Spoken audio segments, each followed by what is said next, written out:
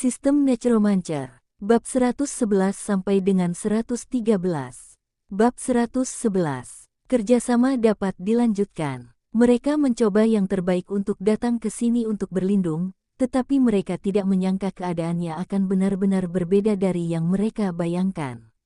Dimanapun ada tim penyelamat resmi, tempat itu dikuasai oleh sekelompok bandit. Kendaraan dan makanan disita segera setelah mereka masuk ke sini. Orang-orang juga dijebloskan ke dalam sel. Di sini, mereka juga melihat orang-orang yang selamat. Mereka pucat dan kurus, dan ekspresi mereka mati rasa. Pria itu diseret dan terhuyung-huyung, melihat peta di depannya dengan gemetar. Ulurkan tanganmu dan tunjuk perkiraan lokasinya di sini. Chen Jinlong menatapnya, menyipitkan matanya, dan meninju perutnya. Pria itu membungkuk seperti udang dan mengerang kesakitan. Kamu berbohong padaku. Apakah bengkel mobil mengirimmu untuk menipuku? Chen Jinlong menatapnya dengan mata dingin. Pria itu berguling kesakitan dan mengertakkan gigi dan berkata, "Tidak, saya bahkan tidak mengenal orang-orang di bengkel mobil itu. Bagaimana mungkin saya bisa berbohong kepada Anda? Oh, bagaimana kamu bisa datang ke sini dari jarak yang begitu jauh? Kenapa? Zombie adalah kerabatmu dan tidak akan menyerangmu. Aku tidak berbohong padamu, tidak ada satupun zombie di jalan ini, kamu bisa meminta seseorang untuk melihatnya." Chen Jinlong menatapnya, merasa bahwa dia tidak berbohong padanya. Tidak perlu berbohong padanya. Pegang dia dengan satu tangan. Dia memasang wajah tersenyum lagi dan berkata, "Saudaraku, saya salah paham. Kalau begitu, beritahu saya apa yang terjadi di bengkel mobil. Bisakah orang-orang kita pergi ke sana?" Wajah pria itu penuh kesakitan, namun dia tidak berani berkata apa-apa saat melihat sekelompok tahanan yang tinggi dan berbadan tegap mengelilinginya. Dia hanya bisa melanjutkan, "Saya hanya tahu bahwa tidak ada zombie di dekat bengkel mobil, tetapi ada monster kerangka jenis lain. Kami takut kerangka itu akan menyebar dan menyerang kami, jadi kami melarikan diri." Beberapa orang di samping mengingatnya. Beberapa waktu yang lalu, seseorang berbicara tentang kerangka yang melawan zombie. Saat itu, saya bertanya kepada orang-orang di bengkel mobil apakah mereka melihat sesuatu. Ternyata mereka adalah kelompok orang-orang ini.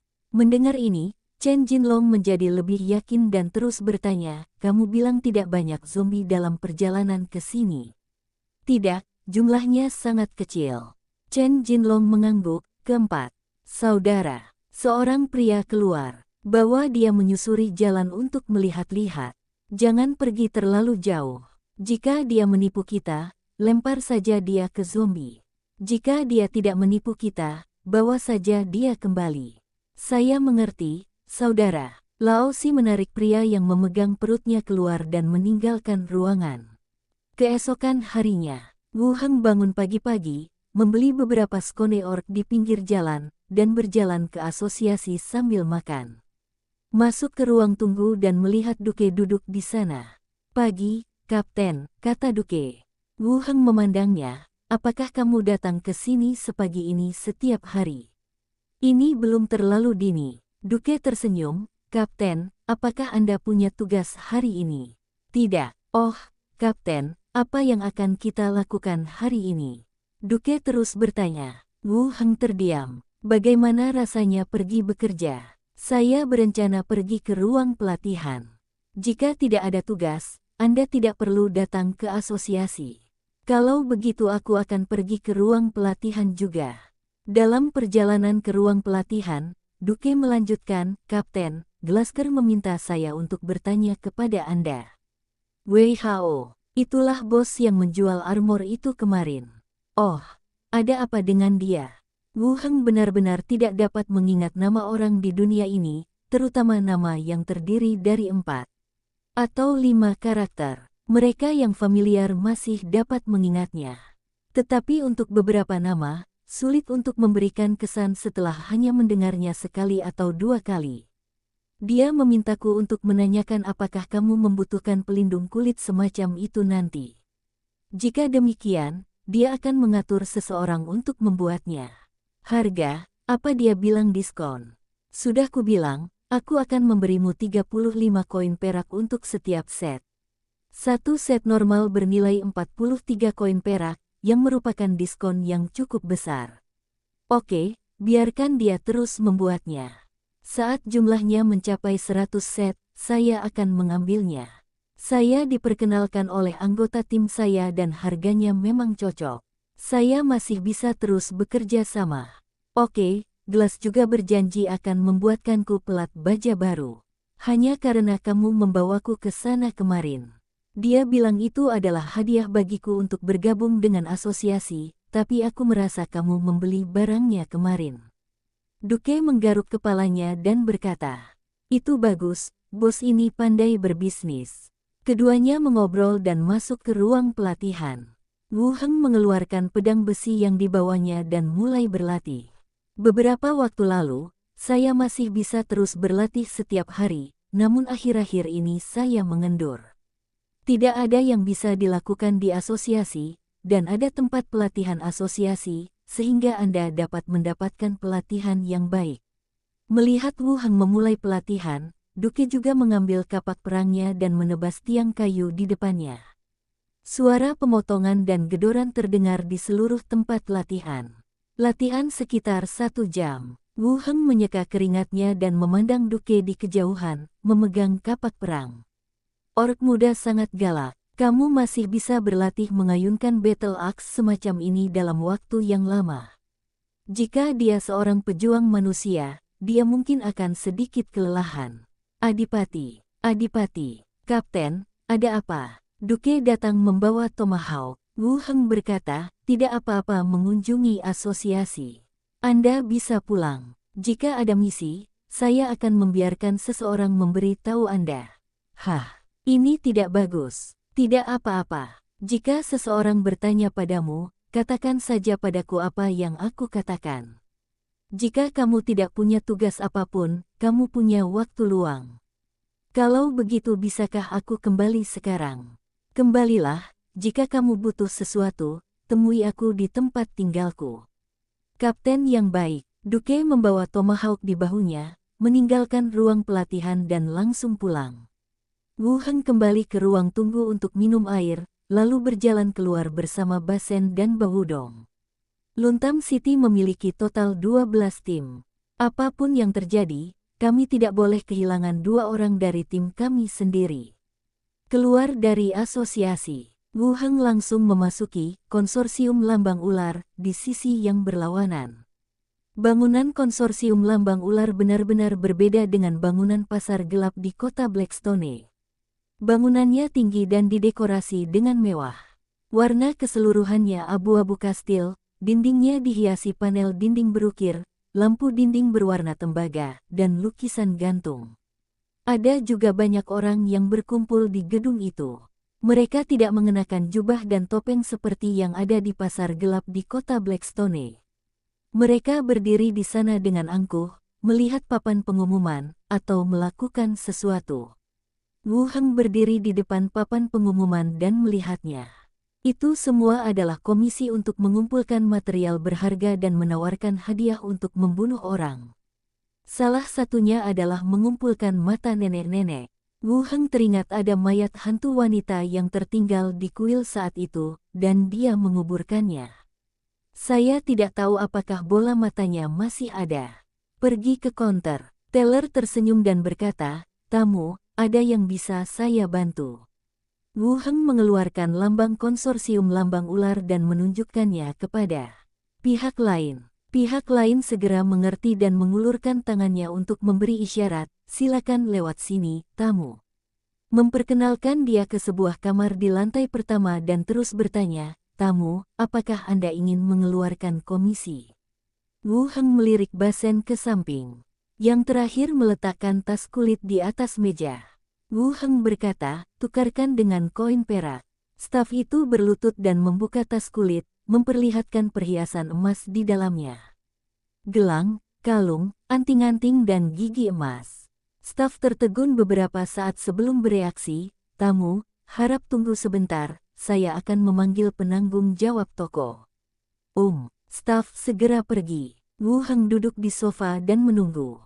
Ini bukan emas yang diperoleh dari toko emas, tetapi dijarah dari tubuh setelah membunuh zombie. Setelah menabung untuk jangka waktu tertentu, saya memiliki jumlah tertentu. Segera, ruangan itu terbuka lagi, dan seorang wanita gemuk masuk. Matanya yang indah menatap Wu Heng dan kedua kerangka itu, dan tersenyum, "Selamat siang, tamu." "Selamat siang, jangan buang waktu, saya berencana menukarnya dengan koin perak." "Tamu yang baik." Wanita itu mengangguk dan mulai memeriksa emas itu. Letakkan emas dan perak pada kedua ujungnya. Ada 2 buah kalung dan cincin emas yang disisihkan tersendiri. "Tamu, total emasnya 275 gram dan peraknya 15 gram. Lebih dari 200 gram. Sedikit kurang dari perkiraan Wu Heng. Lagi pula, itu dikemas dalam kotak kayu kecil, jadi kelihatannya banyak. Tidak mungkin pihak lain memalsukan penghitungan jika dilakukan di hadapannya. Saya berencana menukar semuanya dengan koin perak. Ini jumlah yang besar. Tidakkah Anda mempertimbangkan untuk menukar sebagian dengan koin emas dan sisanya dengan koin perak? Tidak perlu, tukar saja semuanya dengan koin perak. Jika Anda tidak memiliki cincin luar angkasa, Anda dapat menukarnya dengan koin emas agar lebih mudah dibawa. Di pasar normal, koin perak lebih nyaman daripada koin emas. Oke. Beberapa di antaranya dalam kondisi baik dan saya akan membelinya kembali untuk Anda dengan harga perhiasan. Sisanya dengan harga emas normal. Wu Heng melakukan perhitungan mental dan hasilnya hampir sama. "Bisa. Tamu, mohon tunggu sebentar, kami perlu waktu untuk menyiapkan koin perak ini." Wanita itu memberi perintah di luar, dan seseorang segera turun untuk menyiapkan koin perak. Pada saat yang sama, seorang pelayan membawakan berbagai kue buah kering dan menaruhnya di atas meja. Wanita itu tidak pergi, tapi duduk di seberangnya. Roknya terlepas, memperlihatkan sebagian besar paha putihnya. Berkata lembut, "Tamu itu baru saja datang ke kota Luntam. Dia mengenal semua pejabat di kota. Pemuda di depanku jelas bukan dari sini. Untuk menukar begitu banyak koin perak, dia seharusnya berbisnis di sini." "Ya." Wu Heng mengangguk. "Melakukan bisnis." Wu Heng meliriknya, tersenyum dan tidak menjawab. "Kamu benar-benar muda dan menjanjikan." Wanita itu memujinya, mencondongkan tubuh ke depan dan membiarkan garis lehernya yang longgar terkulai. Bab 112. Masih tuan muda. Wu Heng memandangnya dan memikirkan, Slater, dari kota Blackstone. Keduanya dewasa dan cantik, tapi keduanya sedikit berbeda. Ketika saya menulis surat kemarin, saya menulis satu surat kepada Slater. "Tamu, Anda baru saja tiba di sini. Jika Anda ingin merekrut beberapa penjaga atau memberikan komisi, Anda dapat melakukannya di tempat saya, dan saya akan memberi Anda harga yang wajar. Jika kamu berkata begitu, aku ingin kamu membantuku mengumpulkan beberapa barang." "Apa yang kamu butuhkan?" "Kami cukup yakin dengan beberapa barang langka." Wu Heng berkata, "Saya membutuhkan buku keterampilan necromancy dan bahan untuk bangunan necromancy yang disebut Bone Burial Ground." Wanita itu sedikit mengernyit dan melihat ke 3 sosok di seberangnya lagi. Harus ada beberapa tebakan dalam pikiran. Duduklah sedikit lebih tegak, sambil tetap tersenyum. "Tentu saja, ini tidak sulit untuk lambang ular. Mereka akan dipindahkan dari kota sekitar. Tapi setelah datang ke sini, bagaimana kami harus menghubungi Anda?" "Tidak perlu, saya sudah menetap di kota dan akan datang secara teratur." "Tentu saja itu yang terbaik, tapi menurut prosesnya, Anda masih perlu membayar sejumlah deposit." "Oke, berapa banyak yang kamu perlukan?" "Cukup bayar 300 koin perak, lalu lakukan sisa pembayaran setelah menyelesaikan transaksi." Setelah mengobrol sebentar, pintu dibuka kembali. Sederet orang masuk. Letakkan kantong koin perak di atas meja dan susun dalam tumpukan. Wu Heng menghitungnya, dan setelah memastikan bahwa jumlahnya akurat, dia mengeluarkan 300 koin perak dan menyerahkannya kepada pihak lain. "Ini depositnya, kumpulkan apa yang saya butuhkan." "Tamu yang baik." Wanita itu mengisi surat kuasa dan mencapnya dengan lambangnya, sehingga menyelesaikan tugasnya. Wu Heng tersenyum dan berkata, "Nyaman, bisakah kamu membiarkan aku tinggal sendirian sebentar?" "Oke." Wu Heng memasukkan semua kantong uang ke dalam ruangan. Kemudian dia keluar dari kamar. Perpisahan dengan wanita di depan pintu dan berjalan keluar dari gedung konsorsium. Kemudian, Wu Heng pergi ke toko bahan untuk membeli beberapa bahan baku obat. Menghantui toko senjata dan baju besi terdekat. Bisa dikatakan tempat yang paling ramai adalah kota bawah, jalan utama penuh dengan karavan yang membawa barang dan banyak orang yang berjalan-jalan. Tanpa keluar dari jalan, saya melihat 2 atau 3 gelombang pekaing orang sungguhan. Kemudian, sekelompok orang yang lebih mirip hooligan bergegas keluar untuk menjaga ketertiban. Meskipun Anda tidak membeli apapun, ini tetap merupakan tempat yang bagus untuk menyaksikan keseruannya. Setelah berjalan-jalan sebentar, makan malam di luar, kami kembali ke kediaman kami. Melihat Wu Heng kembali, Mandor segera datang menyambutnya. "Tepat waktunya kamu kembali. Penutup lantai dan dinding sudah selesai semua. Coba lihat, kalau tidak ada masalah, saya akan atur agar perabotannya dibawa masuk besok," senyum di wajahnya. Memasuki kediaman, Mandor mulai melihat-lihat. Lantai sudah diaspal dan dinding sudah ditutup dengan penutup dinding. Suasananya sudah jauh lebih baik dan tidak lagi terlihat seperti gudang. Setelah membacanya dari atas ke bawah, Wu Heng merasa cukup baik. "Saya merasa cukup baik, ayo lanjutkan pekerjaan besok." "Bagus." Mandor pergi. Wu Heng mengunci pintu dengan erat, mengirimkan bahan ramuan ke dunia zombie, dan kembali untuk melanjutkan pelatihan ilmu pedang.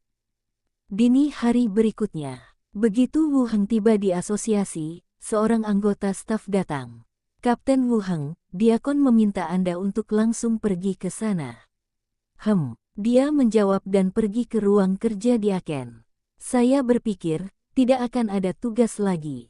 Hanya ada 2 orang di tim saya. Anda tidak boleh membagikan misi terlalu sering."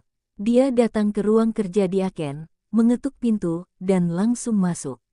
Di ruang belajar, selain Diaken dengan janggut di punggungnya, ada manusia lain yang berdiri. Dia mengenakan pelindung kulit dan memiliki rambut coklat pendek, memiliki mata sipit dan memanjang, pipi cekung, dan pedang besi tergantung di pinggangnya. Ketika Wu Heng masuk, dia hanya meliriknya lalu berbalik. "Diakon, apakah kamu mencariku?" Deacon Gomez mengangguk dan memperkenalkan, "Ini adalah Kapten Tim 8, Visser." Dia kemudian berkata kepada pria berambut coklat, "Ini adalah Kapten baru Tim 12, Wu Heng, tolong kenali dia." Setelah perkenalan, pria berambut coklat itu berbalik dan melihat ke atas dan ke bawah dengan cemberut. "Kapten Visser, jaga dirimu." "Baik-baik, yah, senang sekali menjadi kapten di usia yang begitu muda." Meski dia mendengar pujian itu, wajahnya tetap dingin. "Sepertinya aku berhutang uang padanya."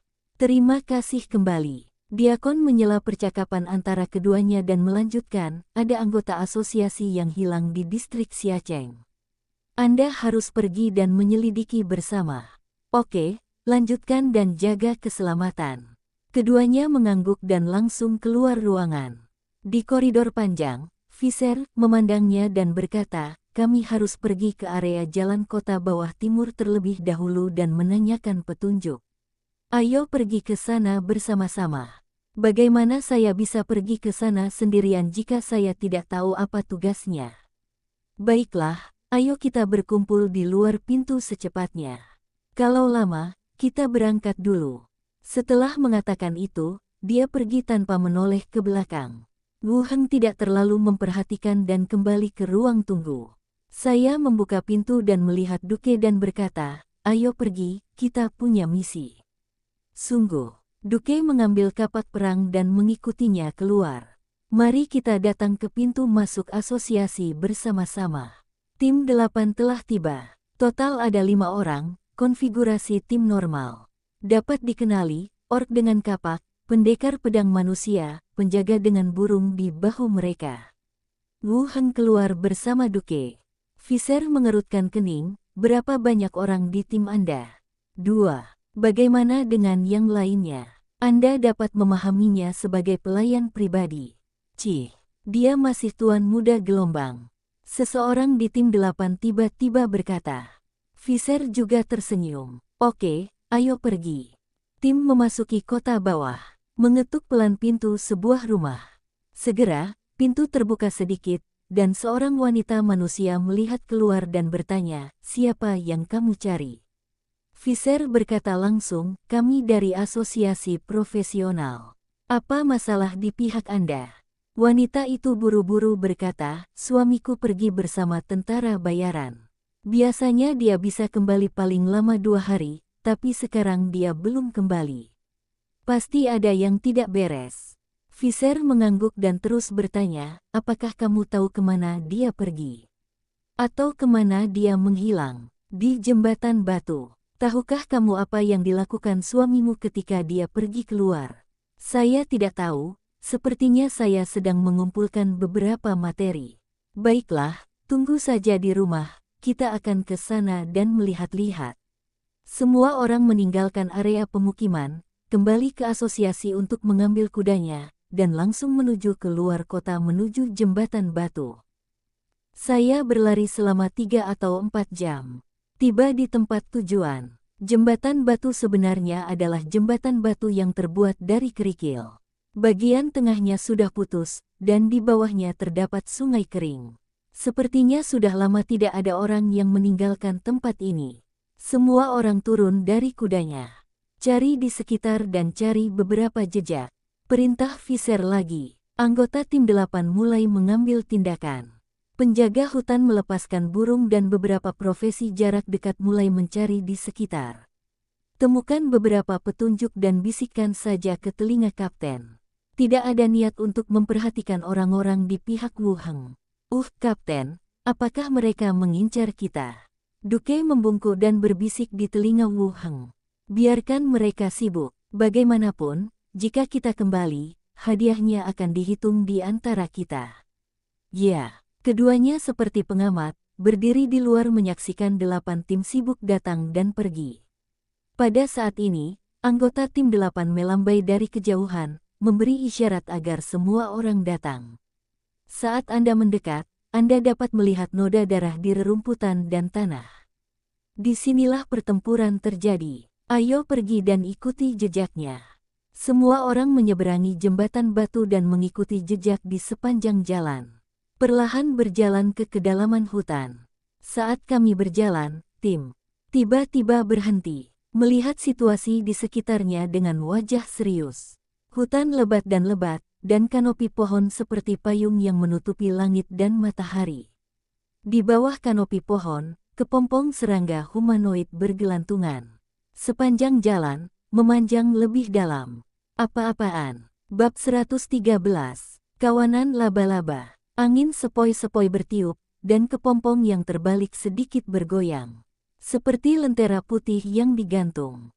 Beberapa orang di tim 8 mengerutkan kening dan ekspresi mereka menjadi lebih serius. Tampaknya ini tidak sesederhana diserang. Coba lihat, kata Fisher. Pencuri itu berlari dengan langkah besar, melompat, dan memotong benang putih penghubungnya dengan belati di tangannya. Dengan keras, kepompong itu jatuh dari udara. Pencuri itu berjongkok, membuka celah dengan belati, lalu membuat celah di salah satu ujungnya.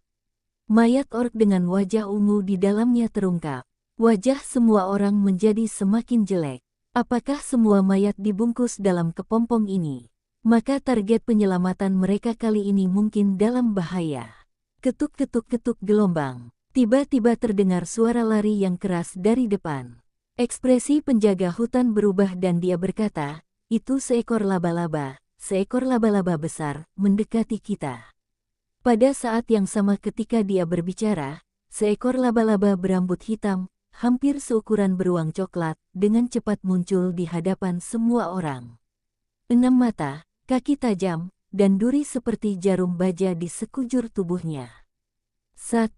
Suas-huas-hua gelombang. Mata, satu persatu, terbuka dari belakang laba-laba besar. Laba-laba hitam yang padat seukuran kepala manusia tergeletak di punggung laba-laba besar itu berlapis-lapis, seperti tinta yang bergulir. Hanya ketika Anda membuka mata Anda dapat melihat keberadaan. Sial, ini memasuki wilayah laba-laba. Biasanya, makhluk seperti ini tidak akan dengan sengaja meninggalkan wilayahnya, dan jika Anda masuk tanpa izin, Anda akan diserang oleh mereka. Jangan memprovokasi. Visser segera memberi isyarat untuk tidak bertindak gegabah. Kemudian, dia melirik ke arah penjaga hutan di sampingnya, dan melanjutkan, "Banteng, bisakah kamu berkomunikasi? Kami di sini untuk mencari seseorang, jadi bawa mereka dan pergi." Penjaga hutan di samping mengangkat satu tangan, dan cahaya redup menghubungkannya dengan laba-laba. Ini bukan kemampuan menyerang, tapi lebih seperti status. Skill ini disebut Animal Talk yang memungkinkan penggunanya berkomunikasi dengan monster dalam jangkauannya. "Kami tidak akan menyakitimu, kami hanya mencari seseorang. Dia dibawa ke sini 2 hari yang lalu. Kami akan membawanya dan segera pergi." Binatang atau monster memiliki kecerdasan terbatas dan bahasa mereka harus sesederhana mungkin. Laba-laba raksasa itu memiliki 6 mata, menatap ke bawah ke beberapa orang. Rambut di tubuhnya yang seperti jarum besi bergetar dan mengeluarkan suara gemerisik, dan laba-laba kecil yang padat di punggungnya mulai bergerak dengan gelisah. "Tidak, tidak, kami tidak bersama mereka. Kami hanya perlu membawanya pergi. Kalau begitu, kami dapat memberikan kompensasi kepada Anda, tetapi jika dia mati di sini, tidak akan ada yang tersisa." Penjaga hutan itu terus berbicara, tetapi tangan di belakang punggungnya membuat gerakan melambai. "Berarti tujuan tidak dapat tercapai. Mundur," bisik Visser. Anggota tim mulai berjalan mundur dengan langkah kecil. Setelah mundur 2 langkah, mata laba-laba raksasa itu menjadi tajam, membuka mulutnya yang ganas, dan menengadah ke langit dan berteriak. Hulala gelombang. Detik berikutnya, laba-laba yang bergelantungan di punggung menyebar seperti tinta yang menyebar, padat dan hitam pekat. Laba-laba yang tak terhitung jumlahnya mengejar beberapa orang. Ketuk-ketuk-ketuk gelombang. Anggota tim berlari dengan cepat. Suara-suara di belakangnya semakin dekat. Beberapa meter jauhnya, laba-laba itu melompat turun dari pucuk pohon dan menerkamnya. Melawan. Melihat tidak ada cara untuk melarikan diri, Visser memberi perintah lagi. Semua orang berbalik, mengayunkan senjatanya, dan menebas laba-laba yang datang. Engah kepulan-kepulan gelombang. Pedang panjang menebas tubuh laba-laba, menyebabkan percikan lendir yang berbau. Namun, kerumunan laba-laba masih terus berdatangan dari belakang. Carilah kesempatan untuk membunuh ibunya. Jernih. Sisi lain, di hutan yang ditumbuhi rumput liar, Duke berjalan di depan, mengayunkan kapak perangnya, memotong duri dan dahan di depannya. Dia menoleh ke belakang dan berkata, "Kapten, tidak ada jalan di sini. Mengapa kita pergi ke sini? Jalan yang mereka lalui tidak aman." Jawab Wu Heng. Mereka tidak diberitahu tentang tindakan tim 8, dan Wu Heng tidak mau pergi bersama mereka. Tidak ada bahaya jika banyak orang, tetapi sulit untuk dipindahkan. Terlebih lagi, sebelum memasuki hutan, Wu Heng membiarkan Xiao Xiao menguping petunjuk yang mereka temukan. "Bukannya saya ingin mengambil pujian apapun, saya hanya takut pihak lain mempunyai tujuan untuk berkomplot melawan saya. Lagi pula, Yat yang merekrutnya ke dalam asosiasi bisa saja memasang jebakan dan hampir membunuhnya, jadi orang-orang di sini semakin tidak bisa dipercaya." Ketika dia mengetahui bahwa dia akan memasuki hutan lebat, Wu Heng juga meminta Xiao Xiao untuk menjelajahinya terlebih dahulu. Melihat ke bawah dari langit, seluruh kanopi tampak seperti diselimuti jaring laba-laba. Dan ada juga banyak laba-laba di kedalaman. Tim 8 langsung mengikuti jejak dan memasuki jangkauan laba-laba. Wu Heng mengajak Duke berkeliling dan mengambil jalan lain.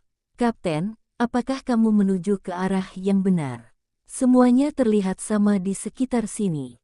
Hutan lebat sangat sepi. Seluruh ruangan sepertinya telah ditekan dengan tombol diam, tanpa jejak serangga atau kicauan burung.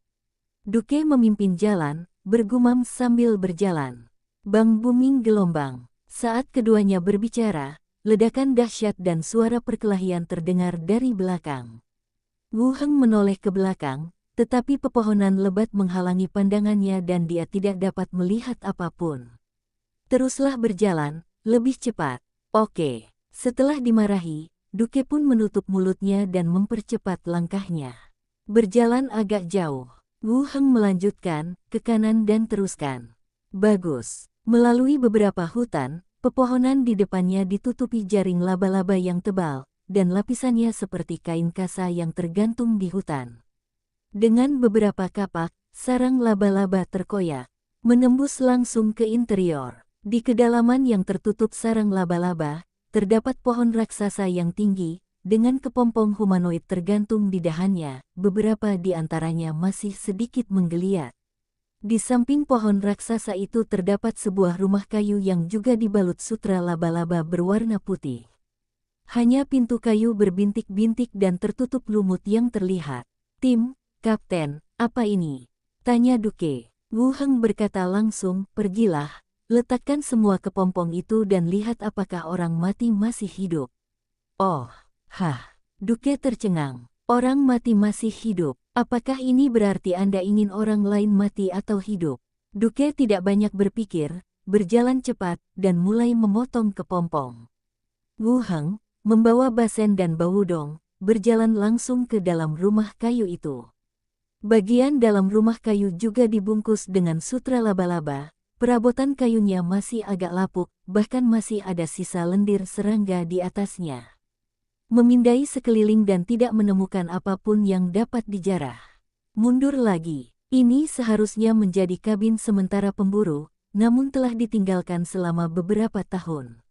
Itu digunakan sebagai sarang laba-laba. Kapten, seseorang masih hidup. Duke berteriak dari luar. Wu Heng menoleh dan melihat Duke telah membelah kepompong tersebut, memperlihatkan kepala yang terbungkus di dalamnya. Berapa banyak orang yang masih hidup? Ketiga, kondisinya tidak terlalu bagus, dan mungkin tidak akan bertahan lama. Mari kita lihat apakah kita bisa membangunkannya. Duke merasa sedikit tertekan, tapi dia tetap mengeluarkan sebotol ramuan dan menuangkannya ke salah satu mulut mereka. Setelah meminum ramuan tersebut, pria paruh baya di depannya perlahan terbangun. Melihat sekeliling dengan mata panik, melihat jaring laba-laba di sekelilingnya, wajahnya menjadi pucat lagi.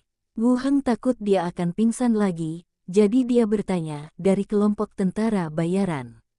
Pihak lain mengangguk. Siapakah, Abdu? Aku. Kalian datang untuk menyelamatkanku. Kebetulan sekali. Hal pertama yang Anda tanyakan adalah orang yang Anda cari. Istri Anda mengirimkan panggilan darurat di asosiasi. Kami di sini untuk menyelamatkan Anda. Pastikan saja itu Anda. Terima kasih, terima kasih. Oke, pastikan itu kamu dan keluar dulu.